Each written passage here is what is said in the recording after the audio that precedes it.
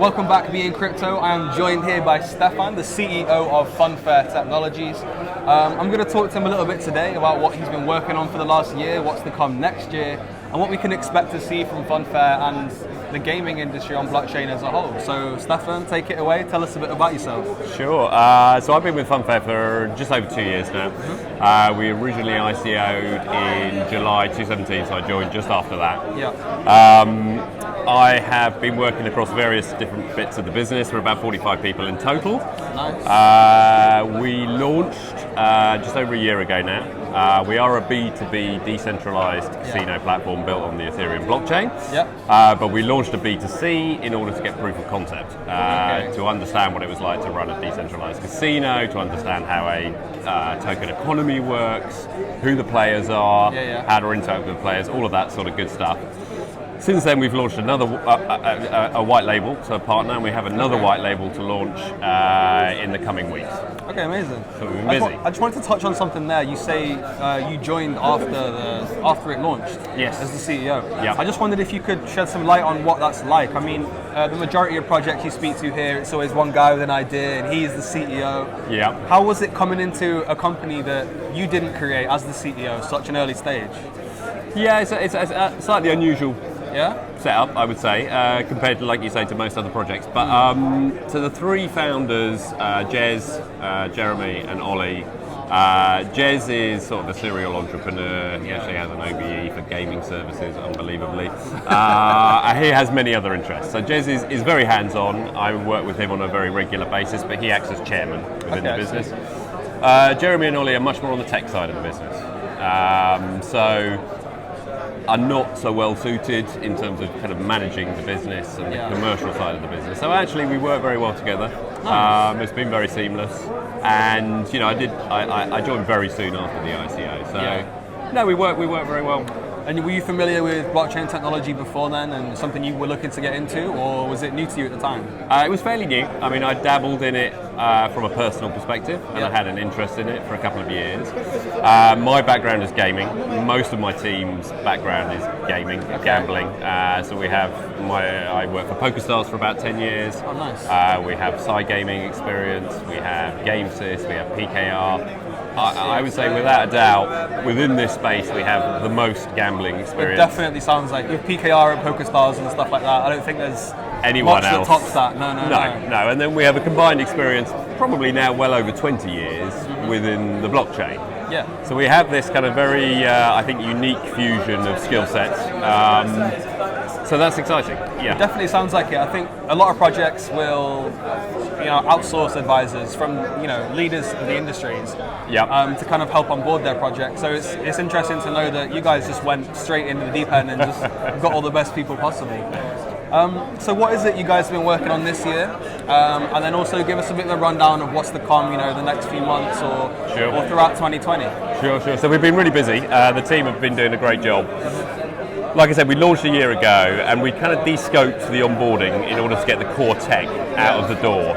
And we've been playing kind of catch up, as has the industry, in terms of the onboarding, in terms of the user experience. Definitely so. It's a common theme we're discussing here, is the user experience needs to be improved constantly. Year by year, we're getting there slowly. I mean, I think if we're honest about it, it sucks. It's terrible. It sucks. And even within the crypto and the blockchain world, we do lots of research all the time, and people are just like, why? Why have I got to do this and that? And it might be superior technology, but if the user experience isn't as good as the internet, and let's face it, the internet's pretty good. Yeah, pretty good.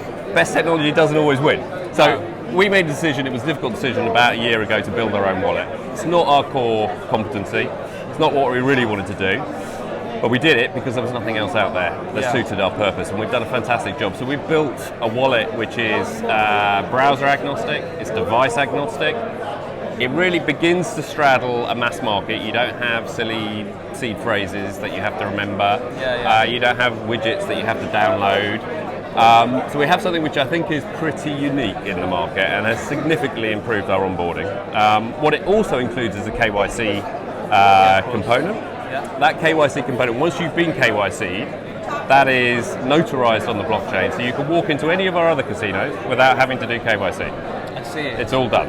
Yeah, we've seen that as well, like identity on the blockchain, especially with KYC, and having one kind of universal identity that you absolutely. can then apply to third parties as well. It seems yeah. really cool. Yeah, it's very cool. It's very cool. And we've seen already the numbers improve quite significantly in terms of the onboarding path. Oh, I bet. Yeah. It's an ever thing. There's always tweaks and optimization. So that's one very big project the guys delivered about a month and a half ago.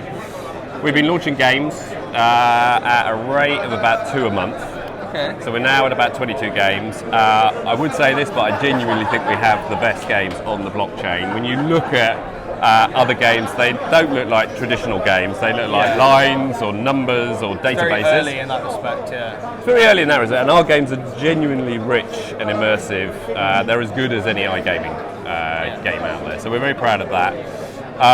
Lots of other improvements, lots of marketing improvements that we've been making, operational improvements.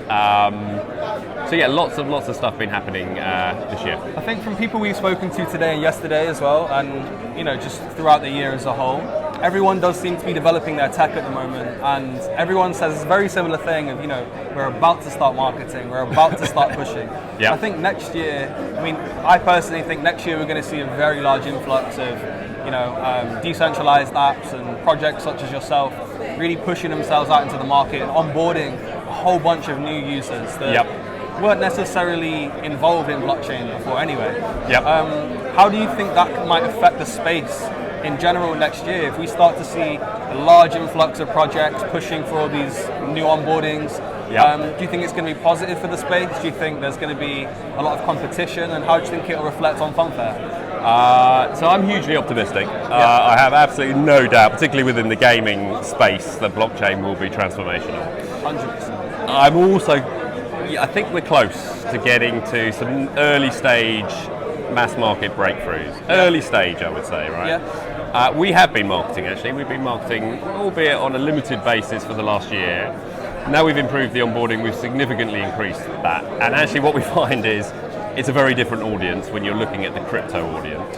Yeah, very different people, yeah. It's different people, and the marketing mix is quite different. So there's quite a lot of learnings that we're making around that. We love success within the sector.